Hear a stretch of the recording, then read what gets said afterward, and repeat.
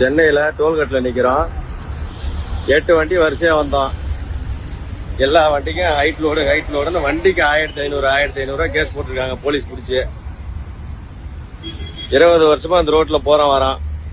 இது வரைக்கும் யாரும் பிடிச்சி கேஸ் போட்டதில்ல. போலீஸ் கேட்டா கவர்மெண்ட்ல என்ன பிடிச்சி கட்ட சொல்றாங்க.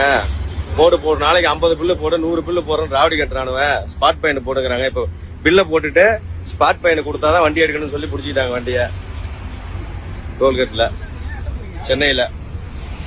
பாரு எல்லா வண்டிக்கும் பில்ல போட்டு கையில கொடுத்துட்டாங்க. லைசன்ஸ் பண்ணிட்டு போயிட்டாங்க.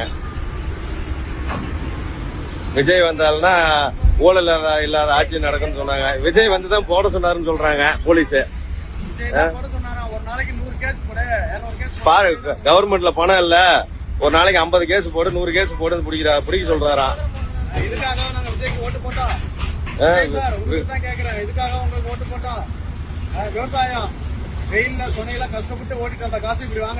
ஒரு செகண்ட்ல வண்டிக்கு 1500 போட்டு காசை வாங்கிட்டாங்க. இன்னும் காசு கொடுக்கல.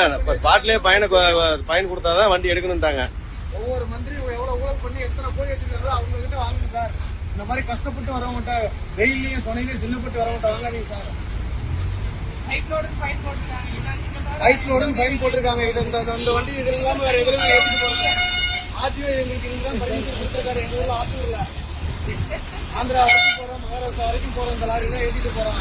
அதையும் பாக்கல எல்லாம் ஆர்டிஓ பிடிக்கிறாங்க. இது வரைக்கும் ஃபைன் போட்டா நாங்க வண்டி எப்சி பண்ணாதான் நாங்க ஃபைன் கட்டியிருக்கோம். இவங்க ஸ்பாட்லயே ஃபைன் வாங்கிட்டு தான் வண்டி விடுவாங்க.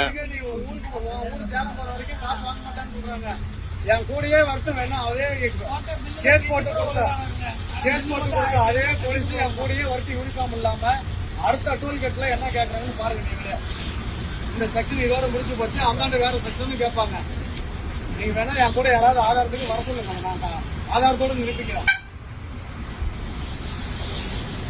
ஆட்சி மாறினா மாற்றம் நடக்குனாங்க. எந்த மாற்றமும் இல்ல. ஊழல் அதிகமா தான் இருக்குது.